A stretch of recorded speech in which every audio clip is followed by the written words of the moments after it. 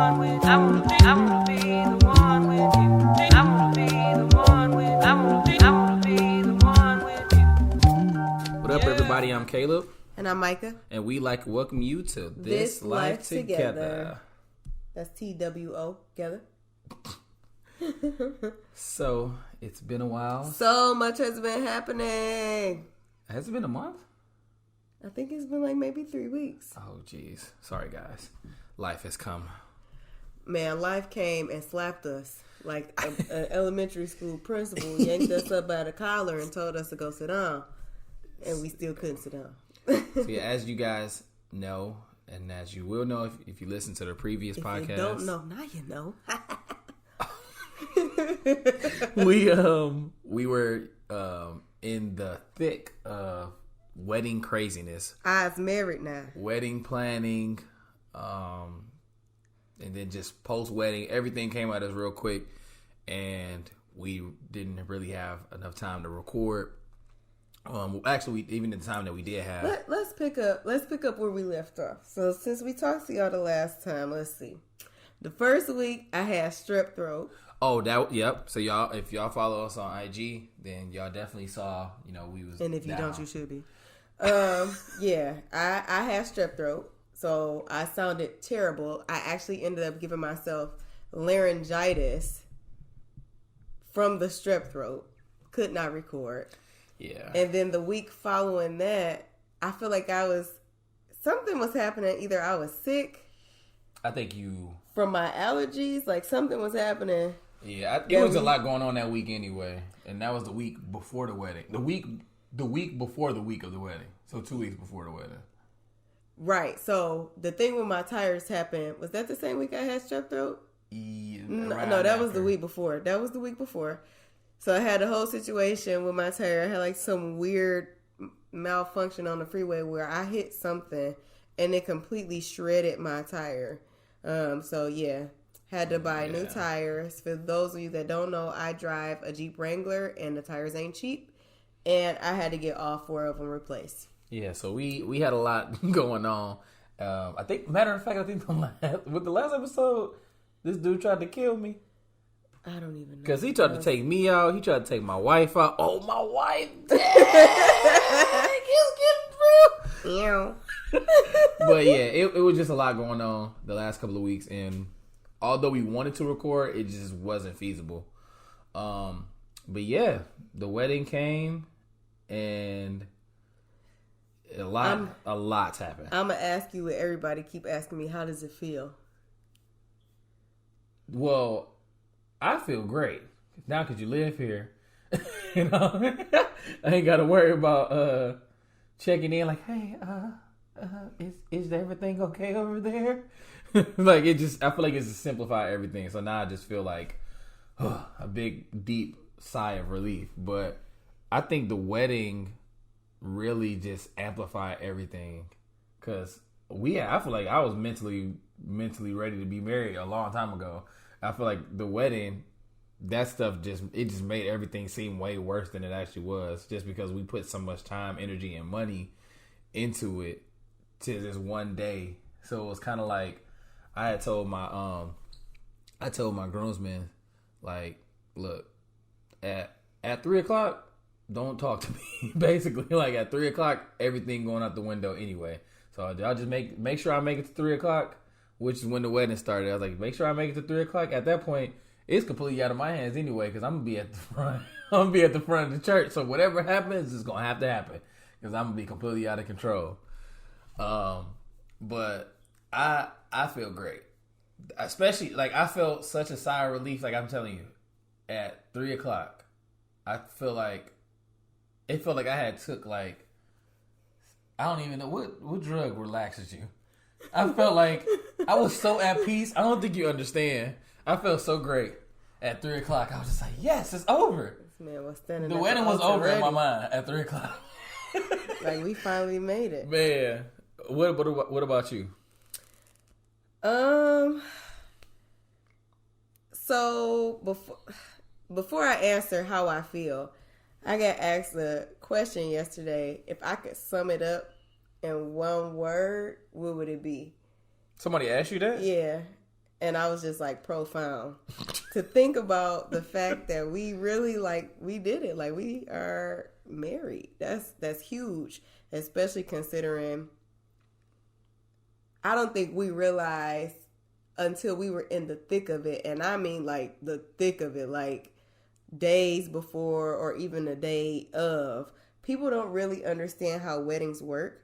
Oh my gosh. We didn't even understand all the planning. I know I didn't. Yeah, we didn't even really understand all the planning everything that was required. Thank God for our family and friends, especially like my cousin Shell, my cousin Shanae, Naomi, my mother-in-law. Yeah. Like our friends and our family stepped up so much for us and went to bat so much for us to make sure that not even just the little details, but the day overall went smoothly for us, that we didn't have to be stressed. We didn't have to worry. Me and Caleb actually got put on like a wed and time out where it was like, nope, y'all going into a bubble and everything that's chaotic, or even if it's not chaotic, that's going around, y'all just not doing nothing. We're going to shield you from it.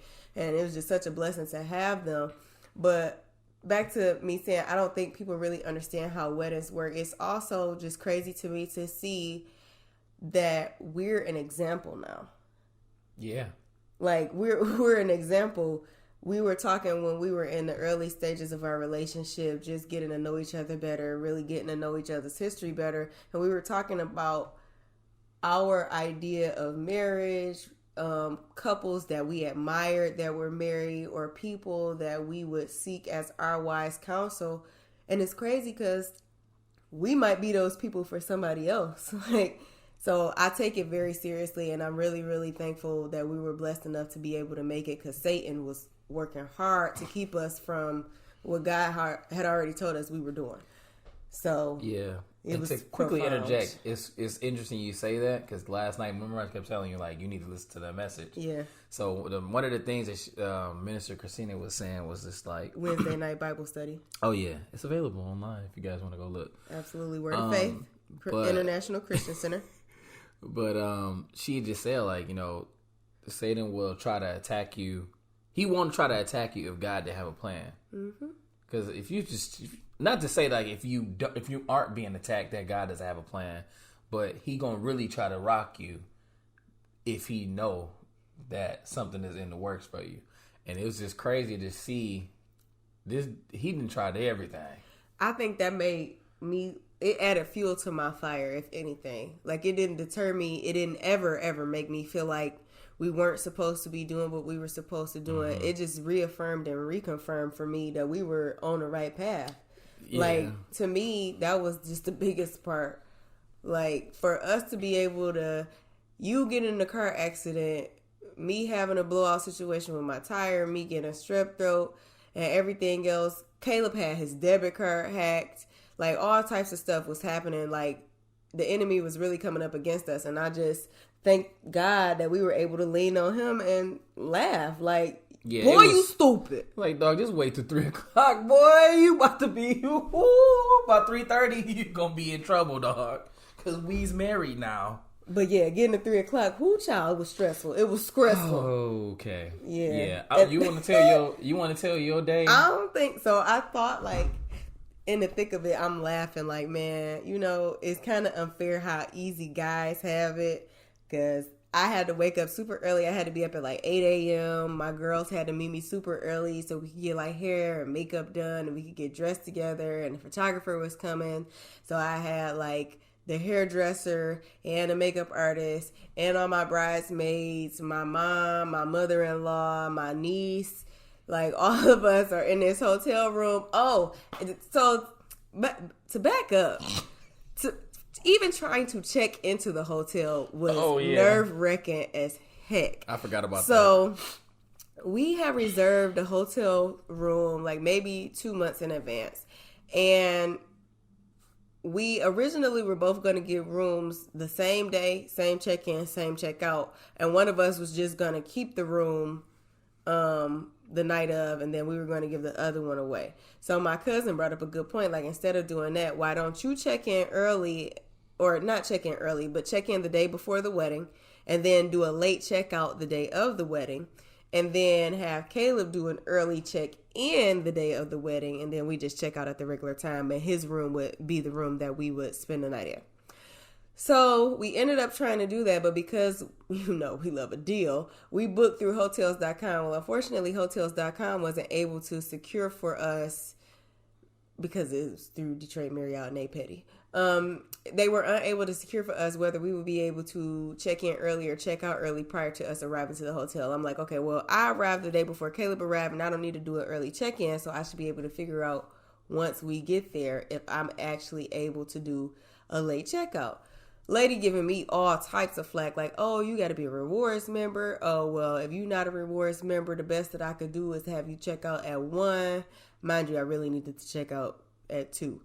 And then she like, oh, and then we won't have any way of knowing if the groom will be able to check in early until tomorrow because it's all based on availability, which I'm not understanding because I've never been anywhere in any hotel and not checked in early.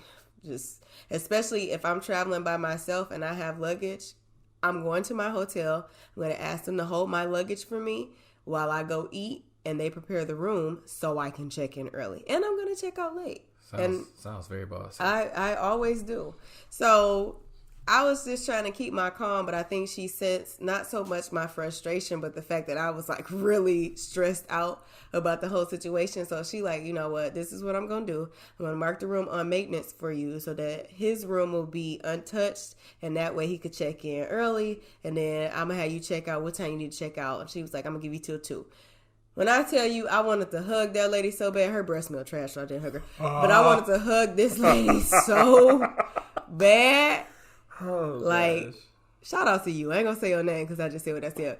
And I don't want you to feel bad if it's you. Jeez. But, man, came through. She came through. So, we make it to rehearsal. Everything going good. All of our plans of where I was supposed to be on the day of kind of went to crap.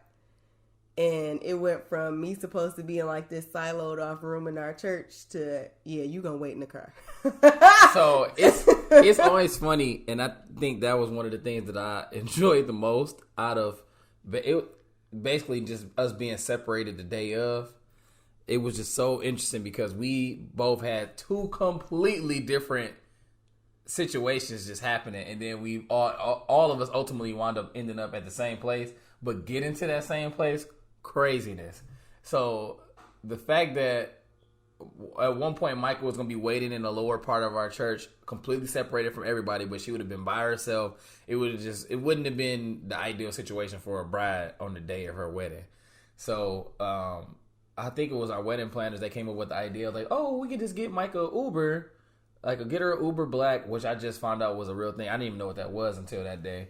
But get her a nice Uber and have her get dropped off. And by the timing of her getting picked up from the hotel, she basically can get dropped off. And then when she gets dropped off, she can literally walk right up and then walk straight to the altar. And I was like, man, that'd be some impeccable timing if they pull that off. If only it had worked that way. Continue.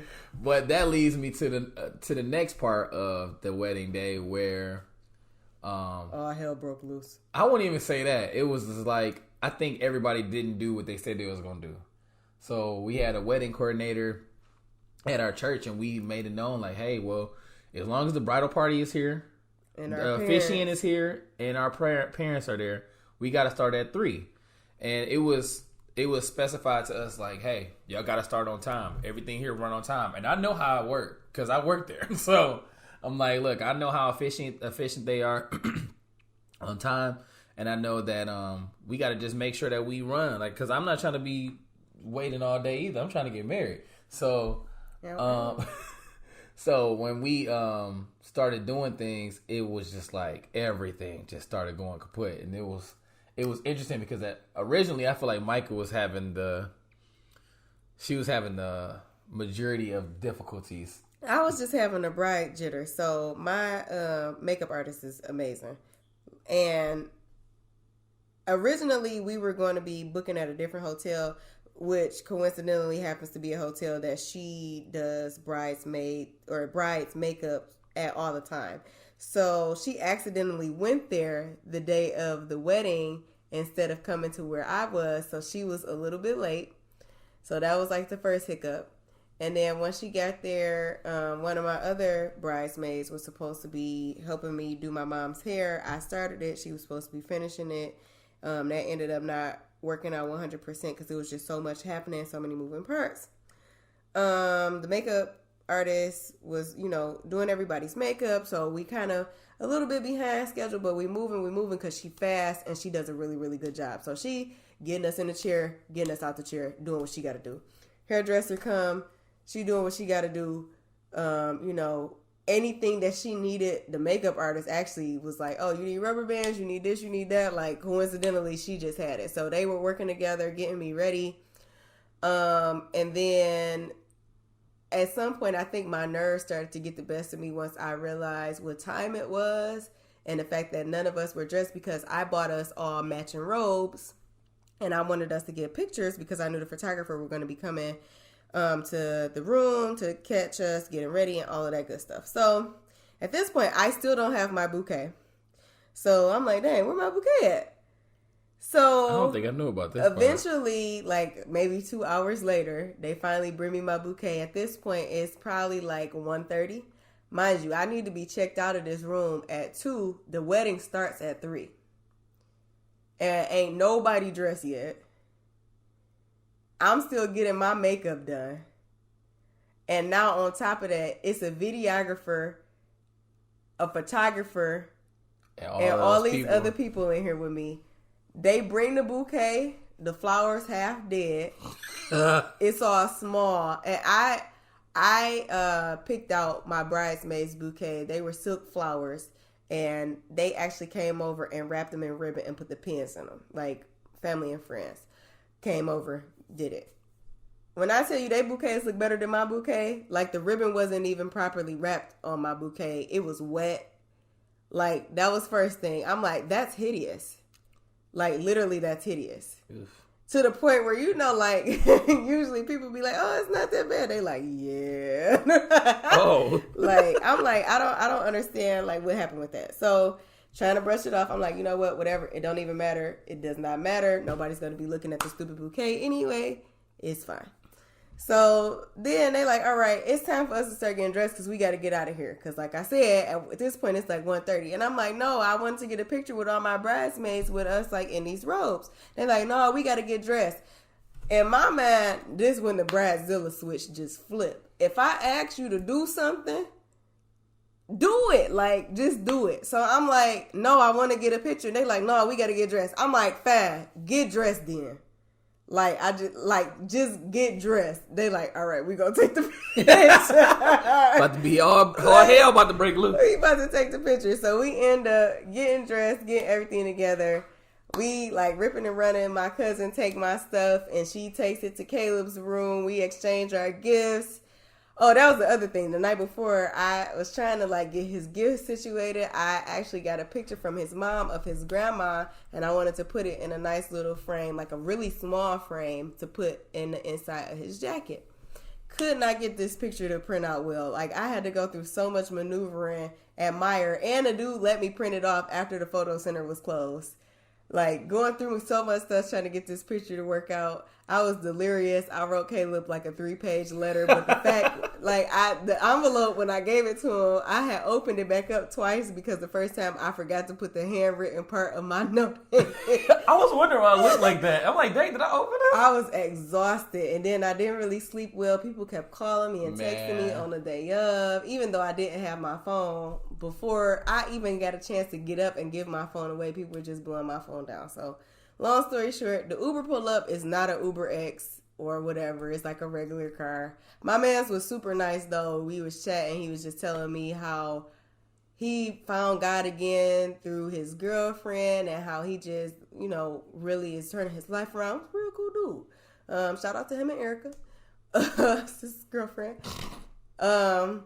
But yeah, we waiting in the car. At this point, it's like 2:59. I'm watching everybody pull up. Everybody pulling up. I'm like, all right, they late. Yep, they late too. Now I'm late because they late. And then I'm looking like, why are they still going in? Because at this point, it's after 3, and the plan was... Yep, the door is supposed to close. 3 o'clock, the doors close. Everything starts at like it's supposed to. So it get about 3:15. I call my cousin and asked her, like, yeah, is it time for me to come in yet? So she tell me something crazy. She freaking out on the phone. She like, let me see. So then eventually they come back like, yeah, all right, go ahead. You could go in. So I go in through the doors. Apparently the ceremony had not started at all. So then they like, no. So I ended up spending all of the ceremony up until the point where I was supposed to walk out behind a curtain with some chairs in the dark. Like, I don't mean like it's chairs set up for seating. I mean like this is the area behind the curtain in the back of the church where they store the stacked chairs. And it was so tight back there that I literally was just standing still, humming the songs as the wedding party went down. Oh, gosh. Okay, let me tell my side up until that point. So, everybody kept asking me. I don't know if it's just a stereotype that guys get nervous before a wedding, but I was straight. I was ready to get married July 31st after I proposed. So, I was like, let's get this show on the road. So everybody kept asking, like, man, you nervous? You nervous? I'm like, are y'all trying to make me nervous by asking me if I'm nervous? And I'm like, no, I'm not nervous. But let's see. One of my groomsmen, he lives in Puerto Rico. He's from Detroit, but he lives in Puerto Rico now. Shout out to Kurt. So he was on his way here. He was supposed to land he got here Wednesday night before the wedding, and he was going to go Thursday to pick up the suits. At this point, everybody, including both of our dads, had their suits. It was just Kirk that needed to pick his suit up. So, we get to Thursday when he goes down there, and the guy's like, I just happened to call him just to, Been calling that man all week. I don't even know why I had called him. Probably because you have been calling him all week to pick up the other suits. No, I had already confirmed everybody was going down there. I can't remember why I was calling him, but it's just one of them situations where you do something you don't really know why, and then you get confirmation immediately. So I called him, and I guess Kirk was in the store that morning, and he's like, "Yeah, man, it's interesting. It's crazy you called. I was just about to call you." And in my back of my mind, I'm like, that cannot be good because why would you be calling me? So before I could even ask him what it was, he tells me, "So I got a guy here. I already knew it was Kirk because he was the only one that needed to get his suit." He's like, "Yeah, I didn't put his order in." And I'm like, "What you mean you didn't put his order in? I gave you his measurements in January." Then he was like, I'm like, "Well, I sent it to you the same day I sent it because I had two groomsmen that didn't live in the state, so they couldn't come get fitted. They had to send their measurements in. So I sent both of those in on the same day, which was in January, months before we actually needed it. And I sent them both on the same day, probably minutes apart. So the fact that he said he didn't order it, I was just like mind blown. Now, granted, this whole story that I'm telling now started with me saying that I had no nervousness, I had no anxiety, I had no fear. But when I found out that this dude didn't have a suit, when I tell y'all, I ain't never felt my stomach drop like that before. At this point, I ain't tell Micah none of this until we was in the car and after the ceremony. We were on FaceTime for some reason, and Caleb was just acting like stressed. So I'm like, "Babe, like, you all right? Like, what's going on?" Because you seem like real, like, mentally. I was messed up. Detached. I was messed up. He like, "I'm all right. My stomach just hurt." So my stomach did hurt. That was the truth. My stomach was jacked up. I barely ate. So on Thursday, he's like, "Yeah, man, I didn't order a suit." So after we calmed down, he's like, "I'm going to next day. I'm going to order it, and I'm going to get it next day shipped." I'm like, "All right," because he said that he has, when I talked to him way in the past, he was basically just saying like how they have issues always come up. Somebody's pants might be in the wrong size, blah, blah, blah. So I didn't want to stress too much because he said he was going to next order it. And Friday comes, and this is when the jitters kicked in because I called. He's like, "I'm gonna be in the shop at like 6-7 o'clock in the morning," which is way earlier than he normally would be down there. So I called him at like 8 when I got into work, and he's like, still nothing." And he's like, "I'm gonna I'll call you back and let you know when I hear something." Apparently it's been it's like a bad storm or something in Iowa. And, it's coming through there. And right now the driver is saying that, it might not come today. And I'm just like, why would you tell me that? It's like going to the doctor and they just immediately just give you bad news. So the whole Friday, when I tell y'all I was jacked up, like I was messed up. I was literally I was just at work. I don't even know how much. At this point, I had already done a lot of work for the next couple of weeks. So when we came back from our honeymoon, that I would be in good shape. So I literally was just sitting there, just like looking at the phone, looking at the clock, like, dog, the day is almost over and you playing. Like, where's this suit at? So all of Friday go by. He said, I think around like 3 o'clock, he was like, I'm gonna call you back. I got a customer in the store. I'm gonna give you an update. Granted, I had got to the point where I had just tried to like not think about it. And then I looked up and I was off work and I was at home and I'm like, it's 6 o'clock and I still ain't heard nothing from this dude. I called the shop. The shop was closed. So it was just like, oh my gosh. So all of Friday go by. Again, no suit. The Saturday of the wedding, he still don't have no suit.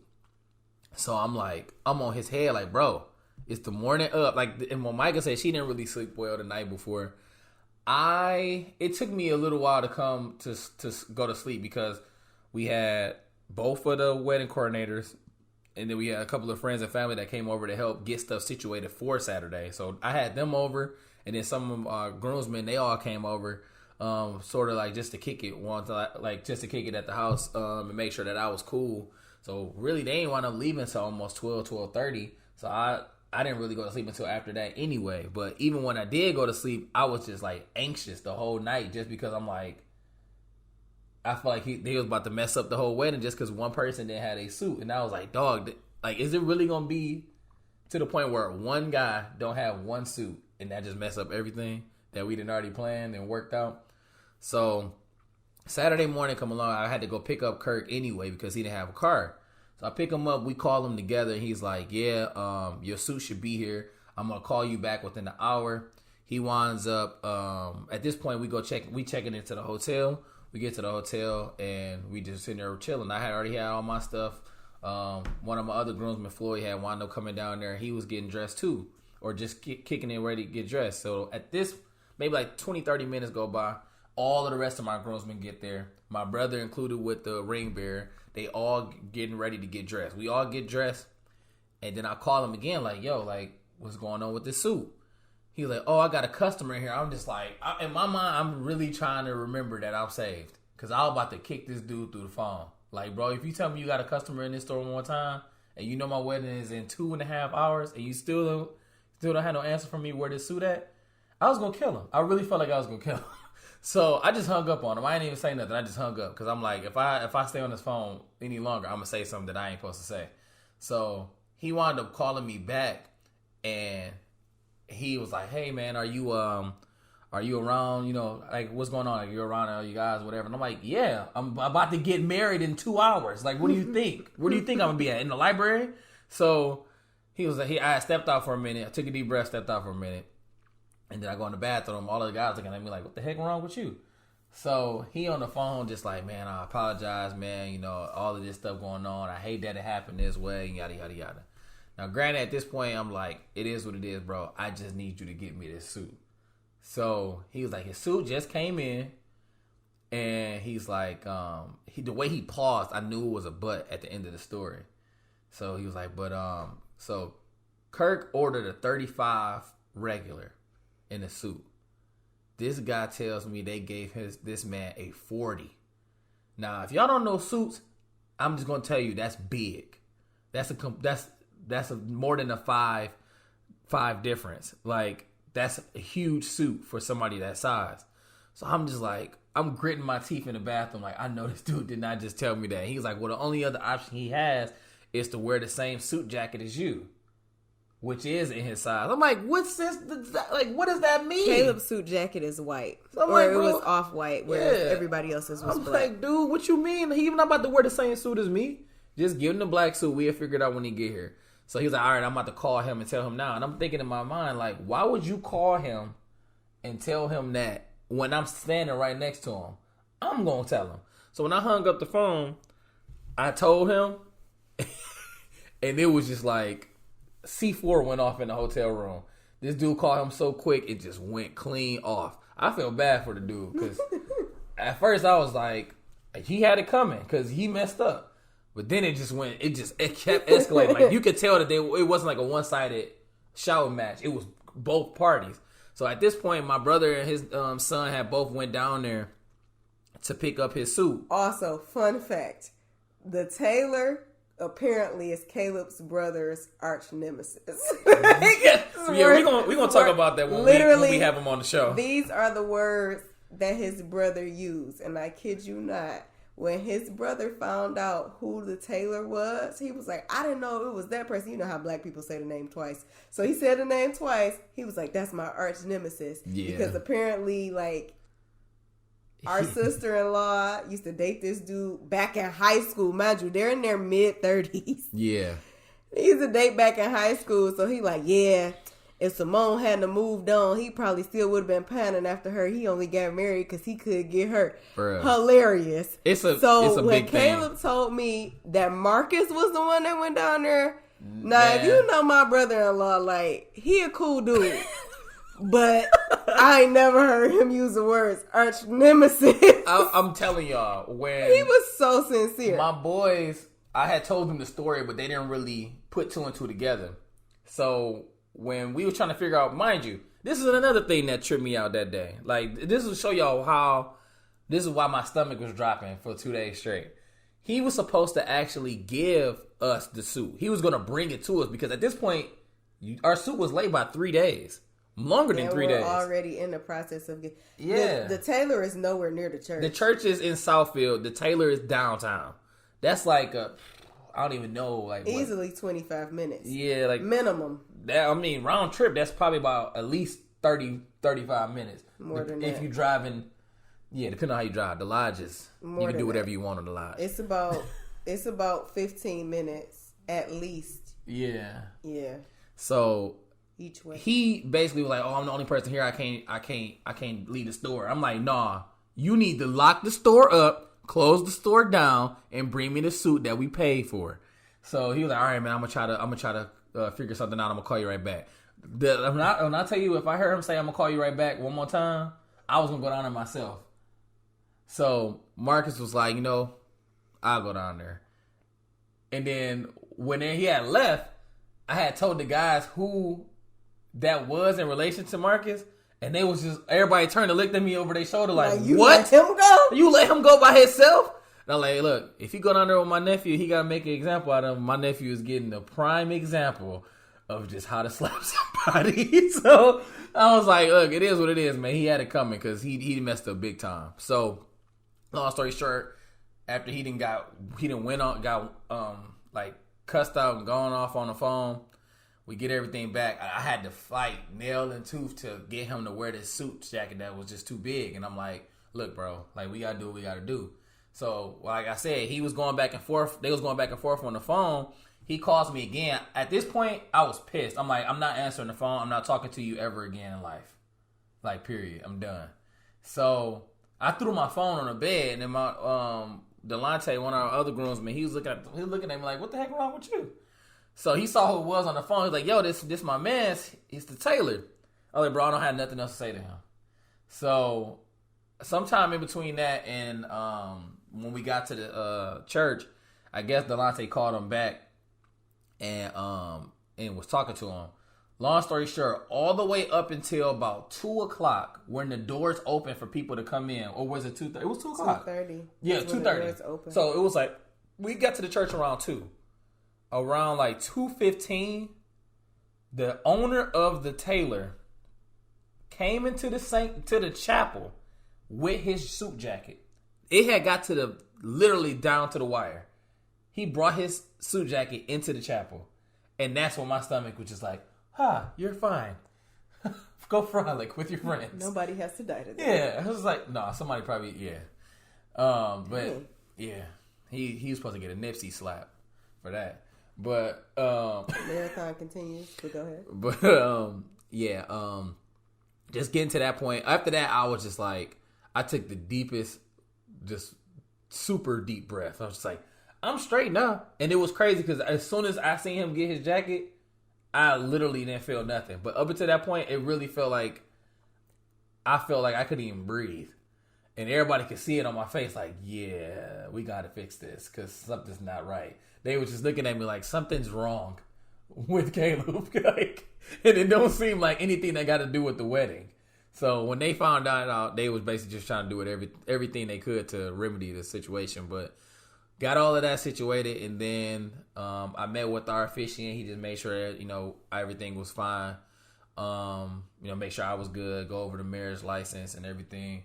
And then we prayed, and then we got ready to go down. And so we were waiting in the lobby area, and then I just hear the door going, poof, boom. Everybody walking through trying to talk to me. So before we had got to that point, one of the other ministers was like, look, don't talk to nobody when you get down here. Just, put your head down and just pray. So you can be where you need to be mentally and spiritually before you walk in the door.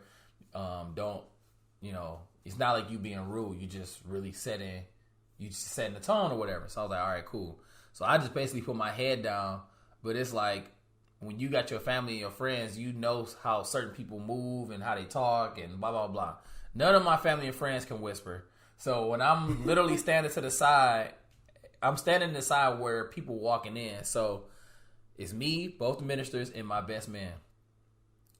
We standing there and we praying. I'm just praying. I got my head down, just praying. And people walking by like, oh, snap, there go Caleb right there. Oh, snap, there go Caleb right there. Hey. I'm like, bro, why are you calling me? Like, I don't understand. So we go in the back. We just waiting. And I look at my watch, and I'm like, dog, it's definitely 3:00. Why I don't hear no music? And I'm hearing people, like, I'm literally in a wall, basically in between the chapel, because we basically walk alongside so nobody can see us walk up, and then we walk out. So I'm just sitting there listening to everybody talk, having these crazy conversations, and I'm looking like, where the heck is Mike at? Like, I'm thinking that she was in the Uber. I'm thinking you was holding the show. I didn't know what was going on. Absolutely was not. I was on time. And man, we talking to the wedding coordinator, like, what's going on? Like, what's holding everything up? And then she didn't really have no answer. I'm assuming that she really didn't want to say nothing because I was back there.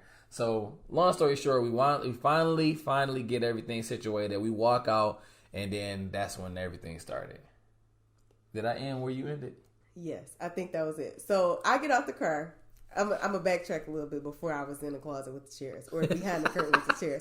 I do want to apologize for the few family and friends that I yelled at on my way into the chapel. I hopped out the Uber. They're like, oh my God, you look so beautiful. Oh my God. I'm like, y'all late.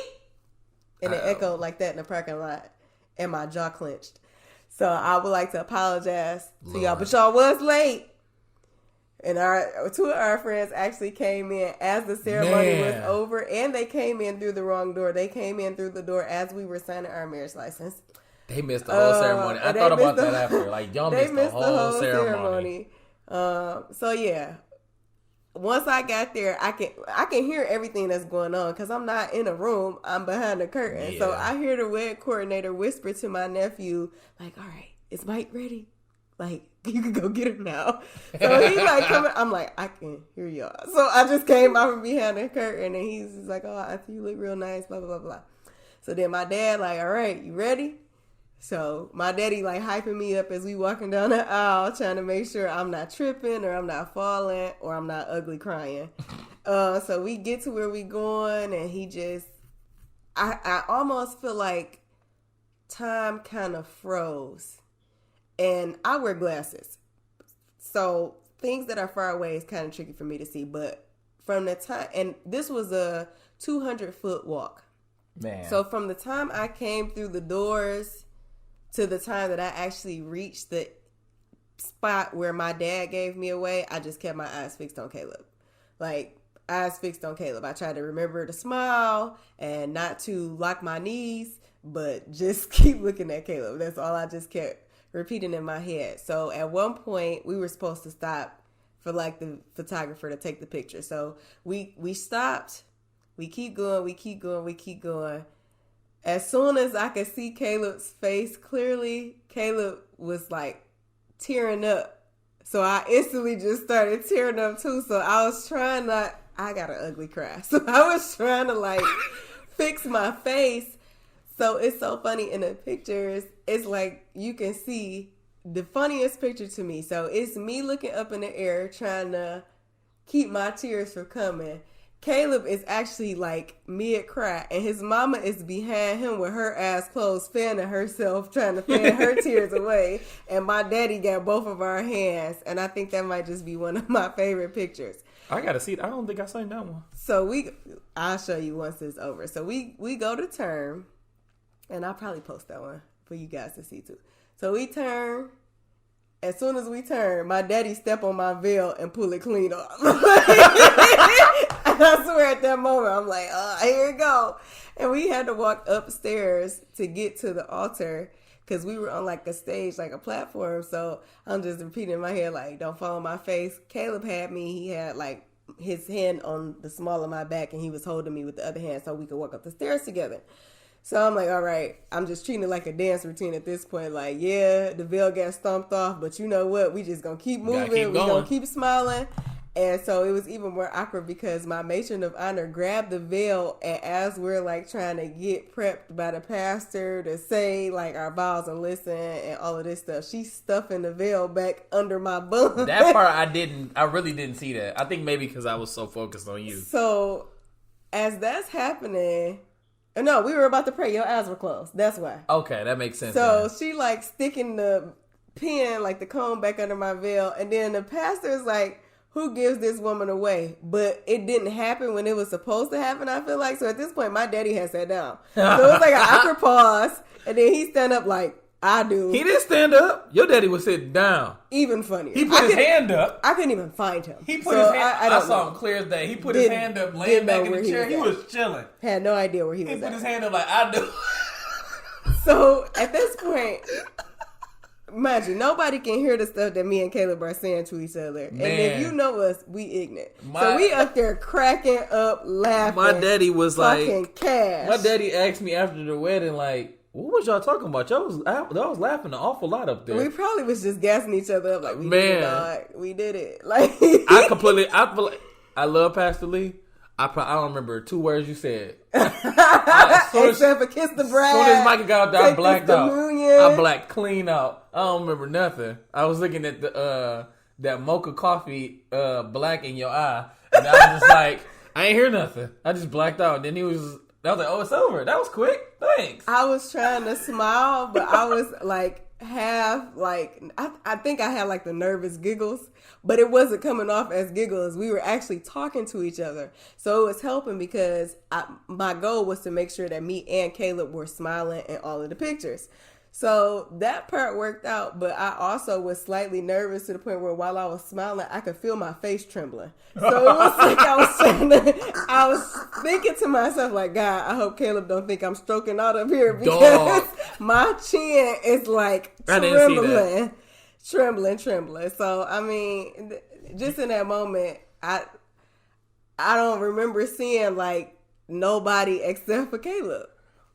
Like Caleb, and I remember that, and I remember like Zell passing you the ring, and I don't even remember who passed me. Keisha. Yeah, don't remember. And I just remember when I gave Pastor Lee the ring, he was like, "Oh, this got a nice weight to it." I remember him saying that, and then I remember when Caleb went to put my ring on, it was upside down. I'm like, "Baby, it's upside down." So then we had to like do that over. Take it off. Put it right back on. But then after that, like everything kind of worked out. So fast forward, ceremony over. We had like that accounted for. We made the plan and everything so it could go like it was supposed to go. We walked down. We did a receiving line. Once again, the walk was 200 feet. So we had plenty of room to do a receiving line. And we needed to kill some time between the end of the ceremony and the reception anyway. And we also had to take pictures. Church is huge, so we got plenty of space. So we go back to sign our marriage license. I accidentally signed my maiden name on the first copy, the certified copy of our marriage license. Thank God I write in cursive, so it kind of looked like Moss. And then I just wrote Moss in print underneath it. Good luck, city clerk office. Thank God it was 3 copies of that. So we did that. Went back out, receiving line was moving. We go out to the courtyard. We taking pictures. Our photographer and our videographer had apparently never worked together before and probably never worked together again. And so just all in the chaos, I had to stop my photographer. Like, yeah, we missing some pictures. Like, what about the pictures with us and our parents? What about the pictures with us and our kids? She like, oh my God. Our kids? I mean, the kids that I was were about to like say. in the wedding. She was like, oh my God, I completely forgot, there's just so much going on, this and this and this. So we get the pictures. We get our Uber. It smells like Taco Bell and incense. Dog. So the Uber driver, so Micah and I, we let the matron of honor take the Jeep to the reception as everybody got there. So we hop in a Uber just so we can kind of, and I'm actually glad we did that, but we took an Uber just so we can kind of just relax, take it all in, and be completely separated and have time to ourselves. Absolutely. Where it's just quiet. I was very, very, very thankful after the fact that we did that. But the guy who opened this, I feel like his name was like Falul or something like that. Falu. Oh, so I was close. Falu. So this dude, his truck smelled like, it looked beautiful. Car was spotless. Inside was spotless. But the stench that was in there. I didn't smell it. You might have been still on the I wedding must have been. I was about to say. When I tell you, as soon as he opened up the door, it was like ganja, chili powder, Taco Bell, and like Dearborn. So much happening. It smelled horrific. It smelled like BO. That's horrible. It was bad. I ain't smelled none of that. I was in the whole bliss bubble. Man, I was trying, but that smell was fighting. Then the way that he took 696 would have like down to one lane, so everybody calling us bad. Like, yeah, y'all know it's down to one lane. Like, you behind me. We like, yeah, we trying to be late on purpose. So see y'all when we get there. But fast forward even more. Finally get to the reception. Man, this is when stuff started to get stressful again. And I forgot about that. I was trying to jump to the fun stuff. Bradzilla moment in the parking lot where I'm like, I'm about to just go in here and do this myself, kind of thing. So we had a seat in chart. We had a seat in chart guest list. We pull up. They like, yeah, y'all can't come in quite yet. We like, all right, cool. We just gonna chill in the parking lot. The groomsmen was already there. The bridesmaids were all already there. So I had ended up just sitting in Delonte and Cherry's car while Caleb and everybody just kind of stood out in the parking lot, kicked it or whatever. So they like, yeah, somebody in that's not on the guest list. And I'm like, what you mean? That's why we have a guest list. They like, yeah, we have hosts. We don't know who she is. We don't know who she came with, but they said that she was somebody real important, so they just let her in. I'm like, if she wasn't on the guest list, she wasn't important, and I couldn't get an answer of who this was or who brought her. So I'm pissed because we paid for plates, and it was a couple of people that didn't come for whatever reason, even though we had confirmed with them, y'all know who y'all is. We paid for y'all plates. We want our money back. You owe me $45.50. No, you owe us $50. Okay, I'll take that too. Plus tax. Anywho. So I'm like, those are people that we could have invited because we had to tell tons of people that they couldn't come to the reception that I know for a fact would have showed up. Or at least if we'd have known in advance enough, we could have told them, you can come. So we me and Caleb pissed. So we finally get inside, and they done worked out the little seating situation. The venue was kind of tight, so we go in, we do our grand entrance because we had 30 more people than we were supposed to actually have in this particular room. We go in, they playing our song, it's hype, it's lit. Everything's working out good. We get to the table. We sit down. It looks beautiful. They did a great job setting it up. Shout out to y'all. And we sit down. So we noticed, first off, our parents are way off in the corner somewhere. It was so weird. Because they're at technically what was considered table one, which followed our seating chart. But we thought table one was the table directly in front of us. Should have been. So that was the first thing. The second thing was we immediately realized who the uninvited guest was. And this was when it was just I almost strangled somebody at the reception. The Lord still was working on me at the reception. So it's a lady directly in front of me. Her back is turned towards me. And then she turns around, she stands up, and she's in me and Caleb's face recording us. So I think that it's somebody that Caleb knows. It's a wedding. We get to meet a lot of great people that we haven't necessarily interacted with before. So I'm like, oh, babe, who is this lady? You know, he like, I don't know her. I said, excuse me? He like, you don't know her? He like, I don't know this lady. Dog. I said, what you mean you don't know her? But then your mom leaned in. So, no. She didn't lean in. I called her over, and when I called her over, the lady looked at me, and then she turned back around. She sat down. I'm like, Mom, who is this? I didn't say who is this. I did. Forgive me, Lord. I said, who the hell is this? Because me and my mama had a conversation about this particular family member who brought this guest who was supposed to be her husband, who I don't really care for because obvious reasons. Anywho, she like, oh, he couldn't come, so she just brought this guest instead. I'm like, what? We had already had. It was so much leading up to him coming to this reception, though. Like, I had to personally call him and invite him to this reception. My mother made me call him. And if you know me, like, if you know me and if you know my mom, we're very alike, but very opposite. So my mom, the way that she handles things is very passive aggressive.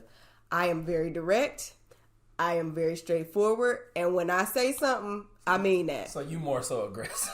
Very aggressive when I mean that. Aggressive. So when the incident happened, before she like called, she asked me to like call, personally invite this dude, Matthew. He was already invited, but because his name wasn't on the envelope, he felt some type of way. So she like, call your auntie, let her know, blah, blah, blah, blah. So I call, or text my auntie like, yeah, you know, it was just a mix up with the invitation or whatever, like, but he is actually invited. She texts back like, well, can you call and tell him that? I'm pissed. Like, no, I'm not calling him. I don't care if he show up or not. But, you know, you got to do what God wants you to do. So I call. You know she mad because she clap it and she pounded her fist. It's her hand. I'm so mad. I didn't even realize that I was clapping. She just got mad again. Because I know that was real loud. She just got mad again. I'm pissed. So then, for all that to transpire and then him not to show up, but not even to not show up, but to not even have the decency or the courtesy to call beforehand and say like, oh, I can't make it or nothing. You just gonna bring some random guest with you. And then the lady was rude. Like, she was super rude. She was all over the place. She was in the way while the photographer was trying to take our pictures because she trying to take our pictures, but we don't even know her. So the photographer got to tell her to move. I'm confused as to what she gonna do with all these taking videos. Pictures of people taking pictures of us. And then the icing on the cake was like... So me and my cousins, it was like a lot of stuff transpiring in this moment. So the food, fantastic. We eat, best man get a speech, maid of honor get a speech, fire speeches. We do our dances.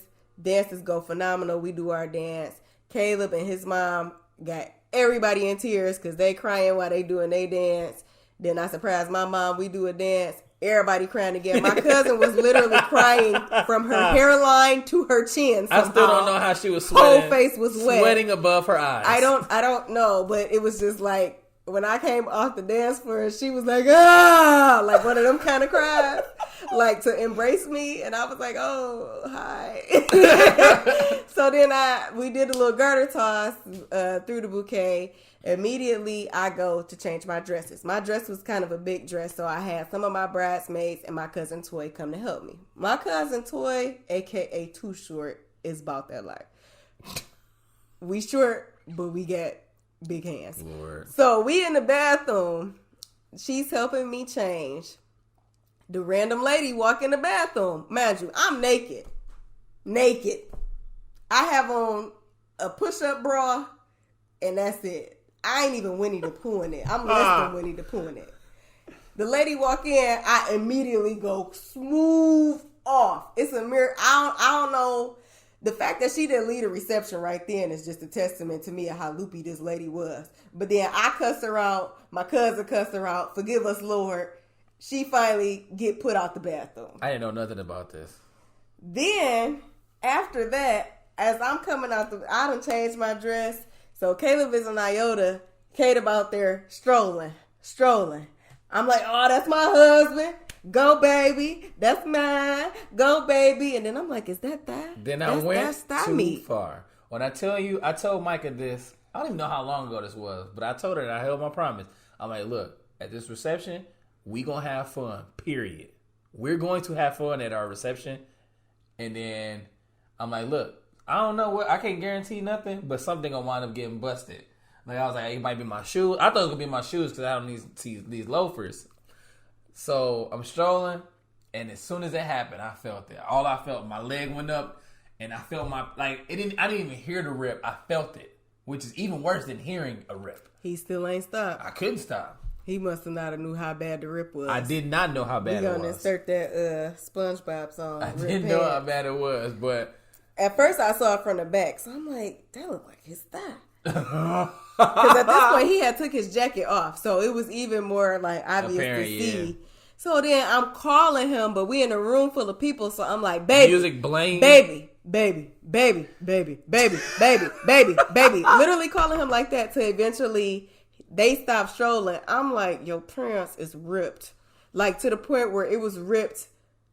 Like down the seam, like he had two separate pants legs. I had on two legs. I had on two legs. Like that was it. And then my butt. So at this point, people scrambling trying to find Caleb some pants. My brother thought he had some pants. His wife took it out when she dropped the kids off. Then shout out to Barlow. I don't know why you had some jeans in your pants. But before Barlow even found these pants, Caleb spent like the next 20 minutes at the table by himself. I felt so bad. And I felt bad for him. Like, dang, all right, I'm about to go sit down with my husband, at least keep him company. We about to crack some jokes on these people in here. Every time I went to sit down, my song came on. I'm like, well, at least one of us gonna get our money's worth. Man, I was at the head table by myself, looking like I was in timeout. You look so sad. And every now and then somebody would come over like, yo, you good? Why you sitting over here by yourself? One of my cousins came over and was like, yo, you good, bro? Like, why you sitting over here? And then my brother came up. So my brother was on my cousin was on my left, my brother was on my right. Then my dad walked up behind me like, yeah, why are you sitting over here by yourself? And my mama was like, why don't you just use a napkin? It's black. Like, your pants is black. And I was like, Mom, I don't think you understand how big this hole is. Like, ain't no napkin that big. So when I had moved the napkin, and my cousin looked down like, you okay. So yeah, I guess you're done. And then when Barlow came in with them pants. Before Barlow came in with the pants, the DJ failed to warn us he was about to play Back That Thing Up. Caleb thought he was getting out of Back That Thing Up because his pants was ripped. I was holding my jacket. I'm like, no, you don't even got to worry because I'm about to be covering all that up. I got you. Man. Your friends held you up? The bar held me up. We didn't even make it to the dance floor. We was I'm holding out at the bar. I got a left hand holding the marble bar, and my right hand was holding a table that guests were sitting at, while my co-host decided to lose her godforsaken mind, as I had probably one of the I had on two legs, y'all. I basically had on reverse chaps. Nobody could see. I had on reverse chaps. Nobody could see. It's bad because it was all on video and still nobody noticed that your pants was no, my sister. So, let me tell you all about my sister. So, at times, she gets on my nerves just because I realize more and more how much I must have been getting on people's nerves when I was her age. So, me and my sister are 4 years apart. So, she literally is doing the exact same stuff that I would have done 4 years ago. So, when she found out that my pants was ripped, she didn't let me hear the end of it. And I'm pretty sure she never is going to let me hear the end of it. So she gets behind me. She has her phone out. Not only is she recording, she has the flash on. As she records, she's going all up my legs, showing the whole hole, going behind my butt. And I'm pretty sure that video is on her phone. And she probably watches it for her enjoyment when she's having a bad day. So I'm just like, okay. This dude acted a clean fool. Oh, I told you I was gonna have fun at my wedding. And that's proof that I done ripped my pants. And everybody that was there was like, yeah, I remember that wedding. You ripped your pants. Then my cousin Nettie wanted us to learn the Beyonce Before I Let Go challenge. So we've been practicing this supposedly for like a month. We get there. You and her have. We literally the only two people that know it. But not only do nobody else know it, apparently nobody else knew how to ballroom either. Because that's the majority of the song. They must have been drunk. Then she was so drunk and high, she forgot to dance. So it was really just me. We talked about that the other day. She had me crying, laughing like, yeah, my body, I knew the dance, but my body didn't know the that's dance. What she was talking about? I thought she was talking about something totally different. Nah. So she said she thought she was dancing. That ain't work out too good. But we had a great time at that reception. It's one of the things that I was glad that was like the ultimate end to that day. It was just like, we just completely unwinded, and I feel like everybody else there unwinded too. And then Mike and I had a escape plan we had an escape plan. We was like, look, we not staying at this reception all day. I know we gonna both be tired. We just let's just get the heck out of here. So then we had hopped in the car and left, and then we went back to the hotel, and then people a couple days later, people didn't even realize that we was gone until like an hour or so. People was blowing us up like the next day after the wedding, blowing us. It's like, dude, we just got married. We was trying to just like chill. We did go to brunch with one of my bridesmaids, my cousin, my sister from another mister. We went to brunch with her family. Shout out to Alicia, my other Harris. We went to brunch with them, and then our plan was just to like chill. Like we just wanted to chill because we were going on our honeymoon literally the next day. Yeah, we had to wake up early. So Mexico was lit. Yeah, we got there at like 11 something.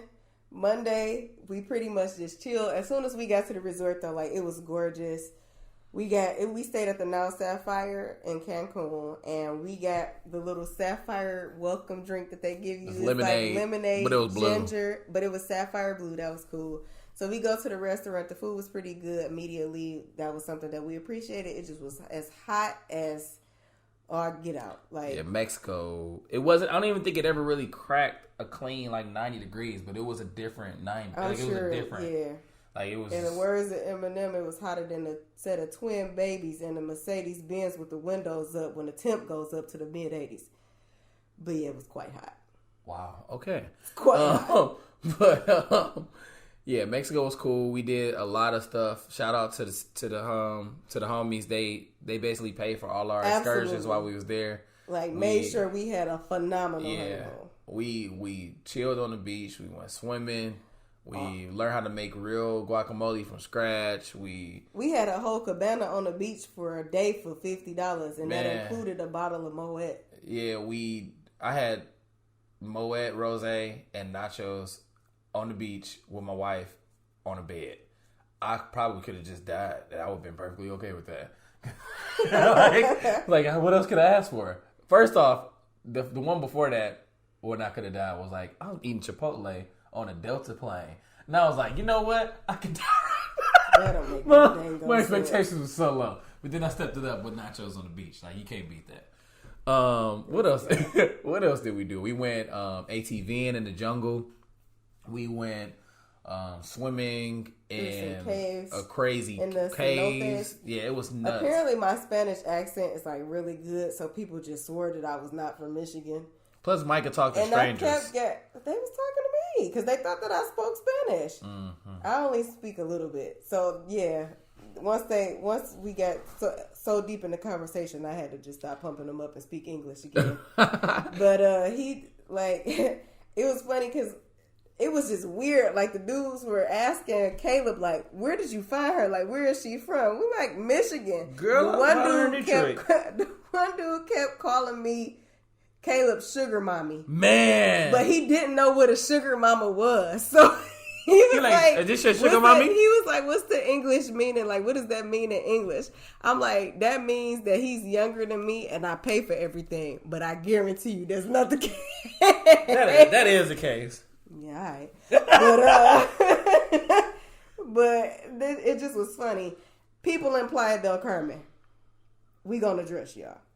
That was the most passive aggressively racist experience I've probably ever had out of town. I didn't think we was gonna get that out there. I really didn't. We got called Beyonce and Jay-Z, Drake and Rihanna. I got called Mike Tyson. Let's talk about this. You look nothing like Mike Tyson. I got called Mike Tyson. When that dude called me Mike Tyson, I instantly was like, do I have a tattoo on the side of my face? Caleb wanted to punch him. I'm like, what do you mean? I'm like, Mike Tyson, Drake and Rihanna, Jay-Z and Beyonce.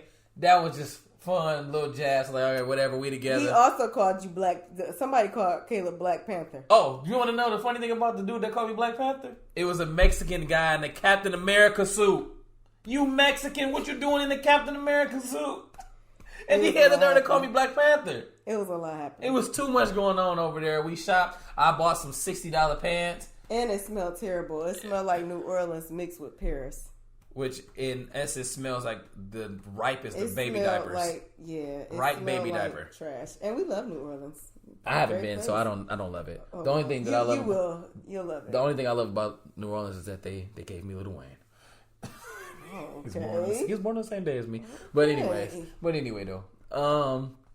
But yeah, our honeymoon was crazy. I think when everybody saw me back at work the Sunday after we got back, they was looking at me like, "What you doing back?" And I'm like, "Well, I kind of don't have like 100 PTO days. If I could, I would have took off, but the way life is set up, we gotta come home sometime." But that was a well needed rest. I think that might have been my longest vacation in my life. Oh, just wait. I wish y'all could see me breaking the third wall right now, but We about to be out. yeah, we thoroughly enjoyed our wedding. We thoroughly enjoyed our reception. Our honeymoon was great. We got all of the photos and They stuff. look amazing. We got some good looking friends and family, man. Yeah, we got complimented by both photographers and the videographer. One of the photographers told me that he felt like he was part of our family, and I'm like, I didn't know how to take that, but yeah, it was a good time. But yeah, now that we's married. What's the funniest thing that's happened since we've been married? Let's close it out on You that. said the funniest thing that's The happened? funniest thing that's happened since we've been married. I think I got two. You go first. So the first one was immediately when the plane landed. Oh, man. We texting his mom. We both texting his mom, trying to figure out where exactly to go so she could pick us up because we got back at international arrivals. One of the stewardesses was like, "Oh, she texting her little boo right now." I pointed to Caleb, who was walking like literally less than 5 feet in front of me, like, "Actually, this is my husband." That was the first thing. The second thing was Caleb almost murdered a man at the movies when we went to go see Aladdin. Yeah, I'll give you that one. That's top. That's top two. Caleb almost murdered a man.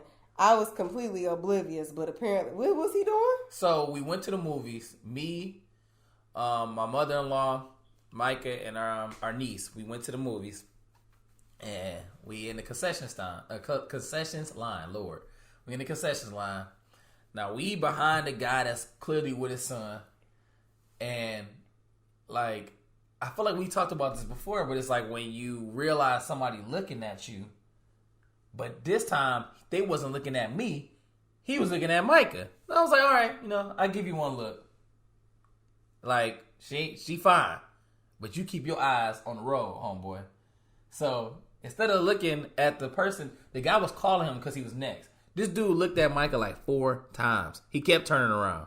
So I was like, oh, I see what you're doing. First time you do it, just started going off out of nowhere. The first I don't time- know what was happening. the first time, you probably didn't know she was there. The second time, it's like, oh, dang, is she really there? The third time is like, oh, you gonna see me, see you. The fourth time is, oh, I want you to see me, see you, and I'm trying to see what's up. So I was like, I speak freak code. I was like, I don't care if you with your son. You're not about to enjoy Aladdin today because you about to be looking at the ceiling. This is what caught my attention to the situation. Y'all remember in the Kevin Hart special where he said his uncle used to just be yelling random stuff like "Peel his muffin cap back blue." Caleb literally shouted in the concession line, "Keep your eyes on the prize." And I just turned around like, what? Look. What are you talking about? Dude was about to... And he was like, yeah, that's right. That's right. Yup.